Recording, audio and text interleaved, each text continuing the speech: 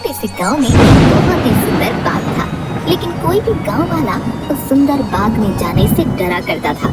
उनका मानना था कि अक्सर बाग के उस पार वाली गुफा के अंदर से किसी जिन्न की आवाजें आती हैं, जो आते जाते लोगों को आवाजें देता है, जिससे गांव वाले बहुत डरा करते थे। एक दिन गांव के दो युवक खेत पर आपस में बात करते हुए, अरे भाई, कल मैं उस बाग की तरफ गया था। वहाँ फिर से उस जिन की वही डरावनी आवाजें आ रही थी। अरे क्यों भाई, क्या करने गए थे तुम वहाँ? क्या तुम्हें पता नहीं बाग के पास वाली गुफा में जिन रहता है? अगर वो तुम्हें कहीं कुछ कर देता तो आइंदा फिर उस बाग की तरफ मत जाना। तभी वो वहाँ से बात करते हुए खेत से चले जाते हैं। अगले दिन गांव का एक लड़का रांझा, यार इस गुफा में से आवाजें कौन देता होगा? मुझे इसके पीछे जरूर कोई राज नजर आता है। रांझा भैया, जो भी हो, लेकिन गलती से भी उस गुफा के अंदर मत जाना। लेकिन इस गुफा का रहस्य तो मैं जान कर रहूंगा। सब गांव वाले डर के साए में आखिर कब तक आएंगे? उसके बाद शाम हो गई और रांझा और उसका दोस्त अपने अपने घर चले गए। अगले दिन सुबह सारे गांव में सन्नाटा था और रांझा के घर के बाहर उसकी लाश रखी हुई थी। सब रो रहे थे।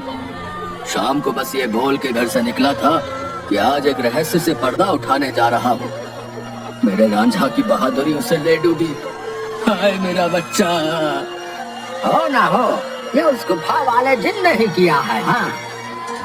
उसी गांव में धन्नू नाम का व्यक्ति रहता था, जो एक व्यापारी था। उसकी दो बेटियां थीं, रीमा और सीमा। उन दोनों को रंग बिरंगे फूलों का बहुत शौक था।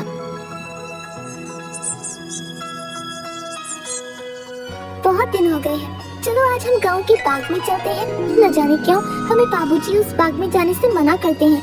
इस पूरे गांव में एक वही जगह है जहाँ कितने सुंदर सुंदर फूल होते हैं। हाँ सीमा, वो बाग सच में बहुत सुंदर है। उस बाग में बहुत सुंदर सुंदर फूल होते हैं, लेकिन बाबूजी हमें जाने नहीं देते। वो कहते हैं गांव के बाग के उस पार एक गुफा है जो बहुत ही भयानक है, हमारा जाना वहाँ सही नहीं होगा। लेकिन गाँव की रांझा भाई की मौत के बाद तो गुफा और ज्यादा डरावनी लगने लगी है। अरे रीमा, ये सब झूठी बातें हैं, मुझे नहीं लगता वहाँ ऐसा कुछ है। और वैसे भी गांव वालों ने उस जिन्न को देखा नहीं, बस उसकी आवाज ही सुनी है। अगर सच में वहाँ कोई जिन्न होता तो क्या गांव वालों के सामने नहीं आता? हाँ, बोल तो सही रही हो सीमा, मुझे भी लगता है कि वहाँ कुछ नहीं है। चलो ठीक है, हम दोनों कल ही बाग में जाएंगे और हो सके तो क्या पता रांझा भाई की मौत का राज भी पता चल जाए। हाँ, कुछ नहीं है, वहाँ हम दोनों सुबह चलेंगे, तब तुम खुद ही देख लेना। लेकिन बाबूजी हमें नहीं जाने देंगे सीमा। कल बाबूजी सुबह किसी काम से शहर जाएंगे, उनके जाते ही हम दोनों बाग में जाएंगे। रीमा अपना सिर हिलाती हुई ठीक है। इसके बाद दोनों बहनें अपने कमरे में जाकर सो जाती हैं। अगली सुबह, देखो मेरी प्यारी बेटियों, मैं किसी काम से शहर जा रहा हूँ। तुम दोनों अपना ख्याल रखना और उस बाग में फूल तोड़ने मत जाना। वो जगह अच्छी नहीं है, कोई भी गांव वाला वहाँ नहीं जाता। पता है ना, रांझा भी वहीं जाने से मारा गया था। हम दोनों बहनें उस बाग में नहीं जाएंगी। इसके बाद धन्नू वहाँ से चला जाता है। उसके जाते ही दोनों बहनें उस बाग की तरफ जाने लगती हैं। कि तभी एक गांव का आदमी उन्हें देख लेता है। अरे सीमा और रीमा बेटिया, तुम इस बाग की तरफ कहाँ जा रही हो? क्या तुम्हें नहीं पता कि बाग की उस तरफ एक गुफा है जो बहुत ही डरावनी है? वहाँ से अक्सर किसी जिन की आवाज आती है। अरे काका, हम दोनों बस बाग में ही जा रहे हैं, वहाँ से कुछ फूल लेकर बस अभी आ जाएंगे। आप चिंता मत कीजिए, हम बाग के उस तरफ वाली गुफा में नहीं जाएंगे। चलो ठीक है बेटिया, लेकिन तुम दोनों शाम होने से पहले आ जाना। अच्छा, अब मैं चलता हूँ। इसके बाद वो आदमी वहाँ से चला जाता है। थोड़ी दूर चलने पर सीमा और रीमा देखती हैं कि दो चोर आपस में बातें कर रहे होते हैं। अरे भाई, हम ये सही कर रहे हैं क्या? गांव वाले तो कहते हैं उस गुफा में एक जिन रहता है जो लोगों को आवाजें देता है। मुझे नहीं लगता है ऐसा कुछ है। वो गुफा गांव के सरपंच की है। मुझे तो लगता है उसमें बहुत सारा खजाना होगा। सब गांव वालों को डराने का बहाना है। बस चलो, चलकर आज देख ही डालते हैं। इसके बाद वो दोनों गुफा की ओर जाने लगते हैं। उन्हें गुफा की ओर जाता देख रीमा और सीमा भी उनके पीछे जाने लगती हैं। कि तभी वो देखती हैं कि वो दोनों चोर गुफा के अंदर जाने ही वाले होते हैं कि वहाँ एक औरत आती है जो देखने में काफी भयानक होती है और उसके हाथ में एक टोकरी होती है जिसमें बहुत सारे रंग बिरंगे फल होते हैं। तभी वो औरत उन दो चोरों से कहती है, कहाँ जा रहे हो तुम दोनों? क्या तुम्हें पता नहीं इस गुफा में जिन्न रहता है? वो तुम्हें मार डालेगा। चले जाओ यहाँ से, चले जाओ। क्या कहा? जिन? अरे बाबा। कि तभी उस जिन्न की आवाज आती है, कौन है वहाँ? क्या कोई मुझे सुन पा रहा है? अंदर आओ, निकालो मुझे यहाँ से। जिन्न की ऐसी डरावनी आवाज सुनकर वो दोनों डर जाते हैं। अरे भैया भागो, इस गुफा के अंदर तो सच में कोई जिन है, भागो यहाँ से। और वो दोनों वहाँ से भाग जाते हैं। मैंने तो पहले ही कहा था, यहाँ दोबारा मत आना, वो तुम्हें जिंदा नहीं छोड़ेगा। ये सब रीमा और सीमा देख रही थी कि तभी वहाँ रीमा और सीमा के सामने वो औरत आ जाती है जो देखने में काफी भयानक होती है, जिसके हाथ में बहुत सारे रंग बिरंगे फल होते हैं। कहाँ जा रही हो तुम दोनों? सीमा और रीमा डरते हुए, हम तो बस ऐसे ही बाग घूमने आए थे काकी, लेकिन आप यहाँ क्या कर रही हैं? मैं तो यहीं रहती हूँ, यही बाग मेरा घर है। तुम दोनों यहाँ से जल्दी चली जाओ, वरना वो जिन तुम्हें छोड़ेगा नहीं। जाओ यहाँ से। क्या सच में बाग के उस पार वाली गुफा में कोई जिन्न है काकी? हाँ, और वो बहुत खतरनाक है। तुम दोनों यहाँ से जल्दी चली जाओ। इसके बाद वो औरत वहाँ से चली जाती है। मुझे बहुत डर लग रहा है, अब मैं इसके आगे नहीं जाऊंगी। मुझे लगता है वो औरत सच बोल रही है, वो जिन्न हमें मार डालेगा। मैं नहीं जाऊंगी उस गुफा में। ठीक है, तुम मेरा यही इंतजार करना। मैं सच जानना चाहती हूँ, क्या वाकई वो आवाज जिन्न की है या नहीं? इसलिए मैं तो गुफा के अंदर जा रही हूँ। तुम यहाँ से कहीं मत जाना, मैं जल्दी आ जाऊंगी। इसके बाद रीमा अकेले ही आगे चलती है।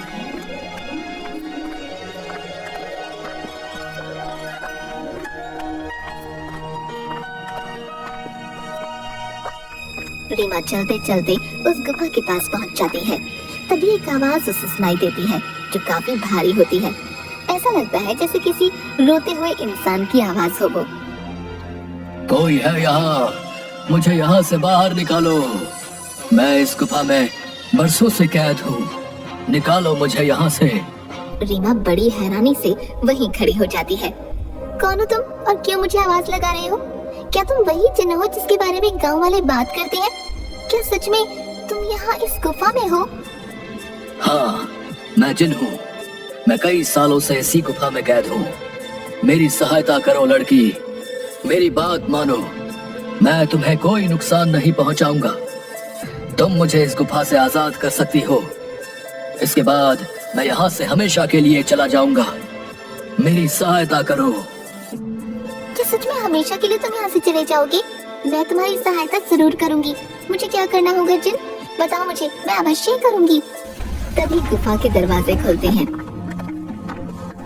और रीमा उस गुफा के अंदर चली जाती है।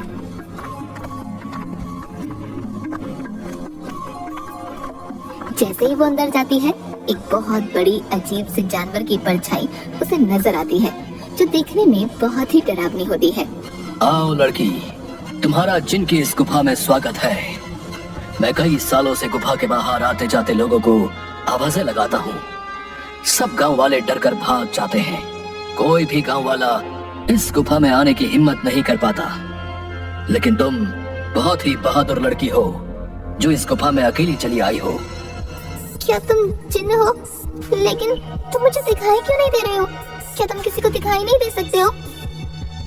नहीं, मैं जिन नहीं हूँ लड़की, मैं उस जिन की परछाई हूँ। वो जिन तो इस गुफा के कैद खाने में बरसों से कैद है, वो बाहर नहीं आ सकता है। मैं उसकी परछाई हूँ। परछाई? तुम मुझे ये बताओ कि वो जिन इस गुफा में कैद क्यों है? क्या जिन्न के इस गुफा में रिहा होने का कोई मार्ग नहीं है? मार्ग है लड़की, और तुम उस मार्ग तक पहुंच सकती हो। लेकिन इसके लिए तुम्हें इस गुफा के तहखाने में जिन के पास जाना होगा।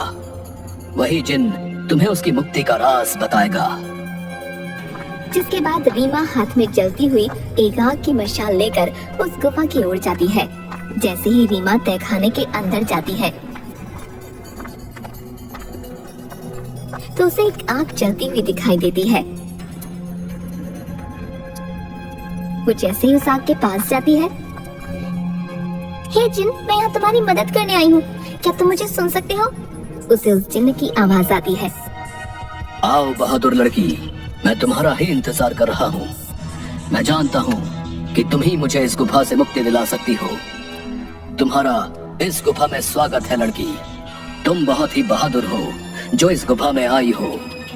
मेरा नाम जिनाद है। मैं यहाँ कई सालों से बंद हूँ। मेरे सामने आओ जिन्नात, मैं तुम्हें देखना चाहती हूँ। कि तभी अचानक से जिन्नात उसके सामने आता है, जो बहुत ही डरावना होता है।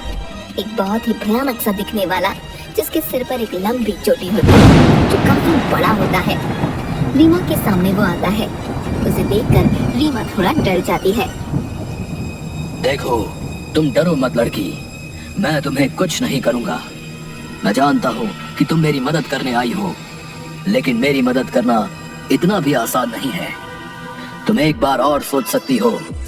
क्या तुम वाकई मेरी मदद करना चाहती हो? लेकिन मैं तुम्हारी मदद कैसे कर सकती हूँ, और तुम यहाँ कैद कैसे हुए? बताता हूँ। बहुत साल पहले इस गुफा में एक औरत रहती थी। वो बहुत गरीब थी। वो गुफा के बाहर वाले बाग से फल तोड़ा करती थी और उन्हें ही खाया करती थी। एक दिन उसने बाग के सारे फल तोड़ लिए और यहाँ इस गुफा में लेकर आ गई। उन्हीं फलों के बीच एक रहस्यमयी फल भी था, जो बहुत ही चमकदार था और जिस पर मेरी नजर थी।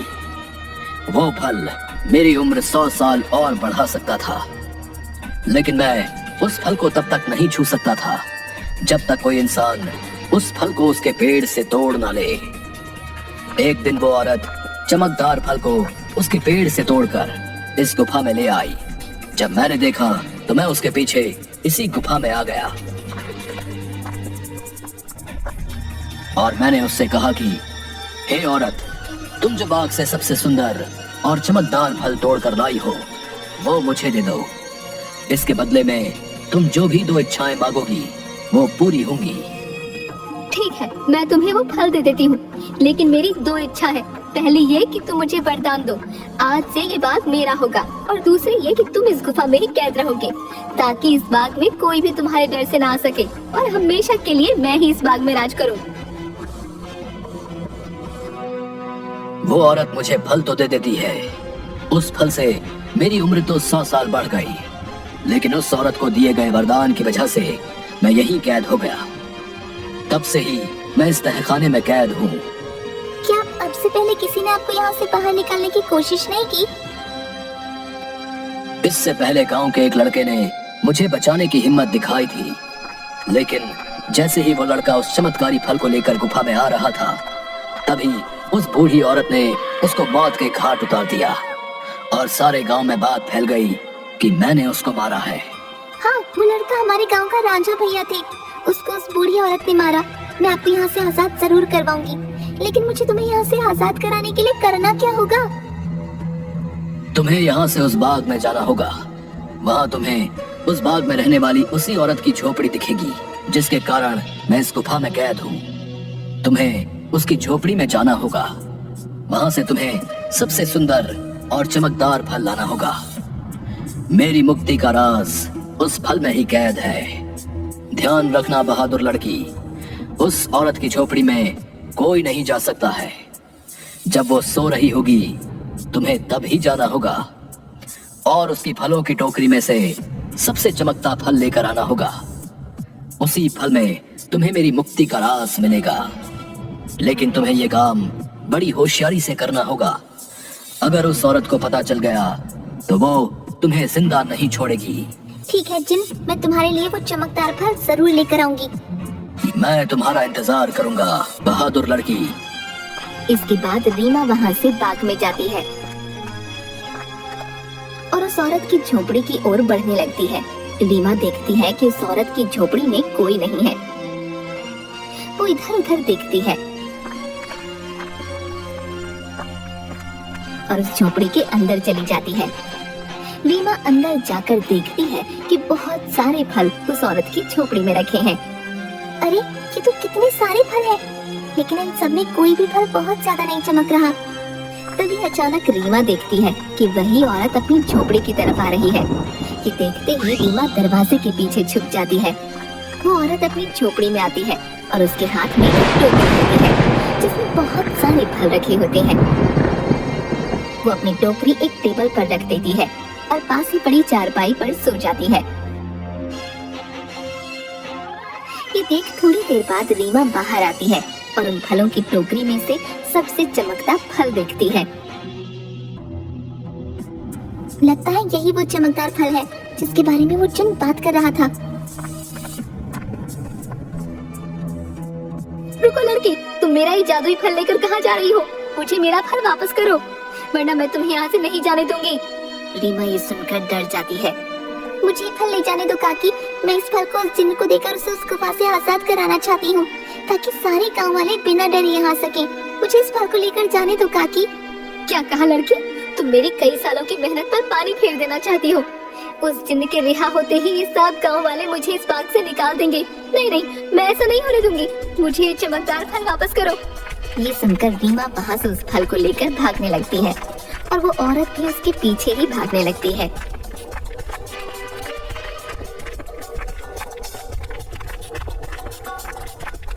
रीमा भागते भागते उस गुफा में पहुंच जाती है।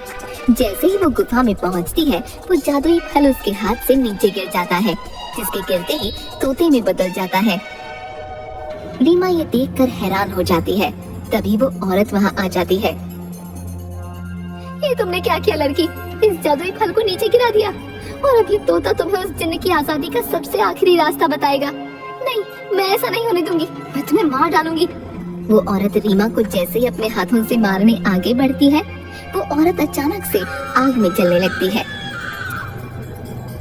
जिसे देख रीमा हैरान हो जाती है। तभी एक आवाज सुनाई देती है जो उस जिन्न की परछाई की होती है। डरो मत बहादुर लड़की, इस लालची औरत को इसके किए की सजा मिल चुकी है। अब तुम्हें अपनी मंजिल का आखिरी पड़ाव पार करना है, जिसमें ये तोता तुम्हारी मदद करेगा। तभी अचानक से वो तोता उड़ने लगता है और गुफा में उसी तरफ भागने लगता है जहाँ वो जिन्न कैद था। रीमा भी उसके पीछे पीछे चलने लगती है।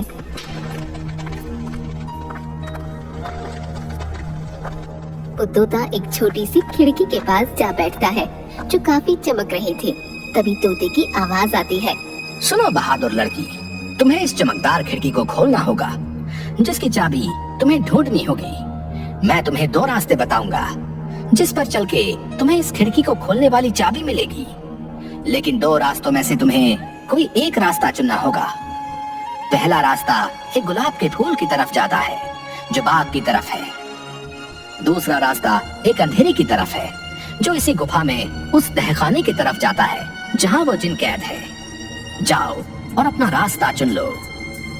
रीमा काफी देर सोचने के बाद, मैं गुफा वाला रास्ता ही चुनूंगी जो अंधेरे की तरफ जाता हो। जिसके बाद रीमा गुफा की ओर चलने लगती है कि तभी रीमा को एक सिक्का दिखाई देता है। अरे, ये इतना चमकता हुआ सिक्का यहाँ कैसे आया? और ये सिक्का इतना चमक क्यों रहा है? रीमा जैसे ही वो सिक्का हाथ में उठाती है, पूरी गुफा में रोशनी हो जाती है। अरे, ये तो पूरी गुफा में रोशनी हो गई। तभी वो सिक्का अचानक उड़ने लगा। अरे, ये सिक्का उड़ क्यों रहा है? रीमा उस सिक्के के पीछे पीछे चलने लगती है। थोड़ी दूर चलने पर रीमा देखती है कि 4 चाबियां अलग अलग रंग की थीं, जो हवा में उड़ रही थीं। अरे, ये तो वही चाबियां हैं जिसके बारे में वो तोता बता रहा था। लेकिन अब इनमें से सही चाबी कौन सी होगी, ये कैसे पता चले? तभी रीमा को एक आवाज आई जो उस जिन्न की परछाई की थी।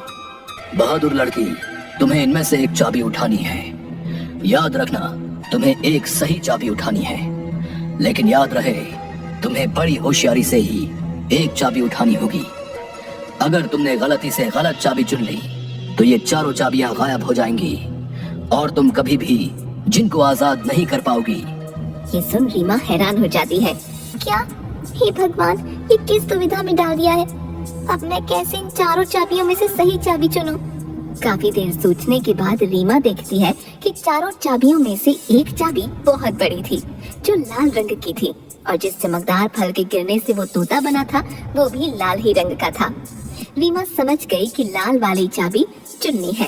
उसके लाल चाबी चुनते ही बाकी सारी चाबियां गायब हो गईं। और फिर तभी फिर से जिन्न की परछाई की आवाज आई। शाबाश बहादुर लड़की, तुम्हारी सूझबूझ की वजह से आखिरकार तुमने बिल्कुल सही चाबी चुन ली। अब जाओ उस खिड़की के पास और खोल दो उसे। रीमा उसी खिड़की के पास जाती है।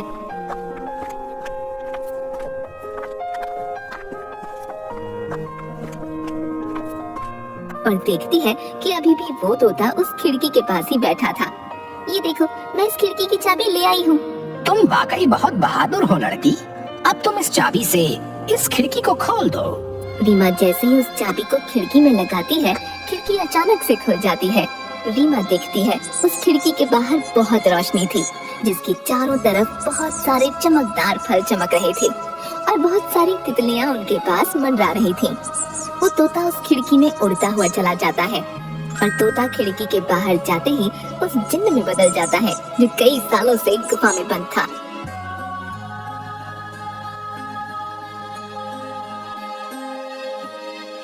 तुम्हारा बहुत बहुत धन्यवाद लड़की, तुमने मुझे इस गुफा से आजाद कर दिया।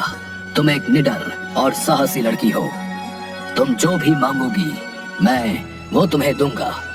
बोलो क्या इच्छा है तुम्हारी? क्या सच में अब तुम आजाद हो गई हो? अब तुम इस गुफा में नहीं हो। अब सब गांव वाले यहाँ आ सकेंगे।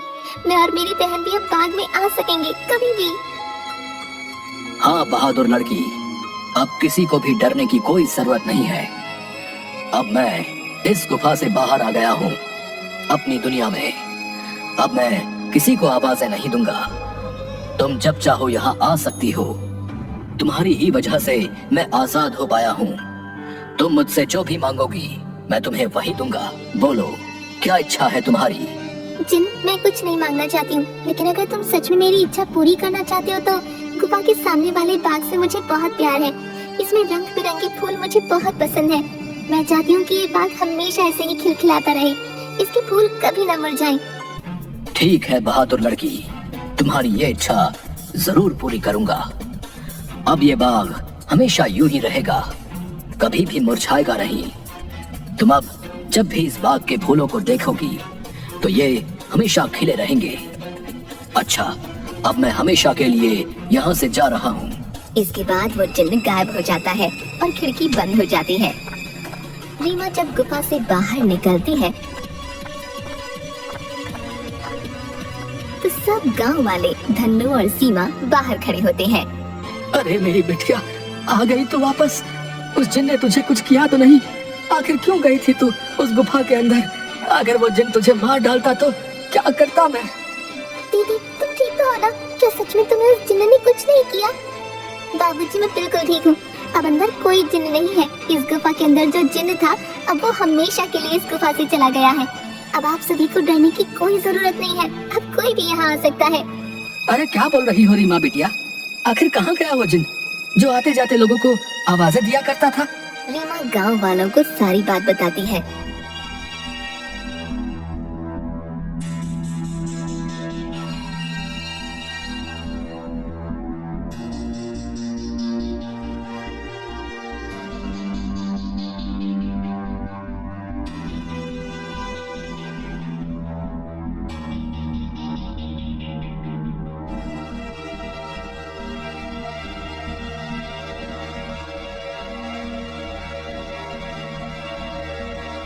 थोड़ी देर बाद गांव वाले बहुत खुश होते हैं और रीमा से बोलते हैं, अरे रीमा बिटिया, तुम तो सचमुच में बहुत बहादुर हो।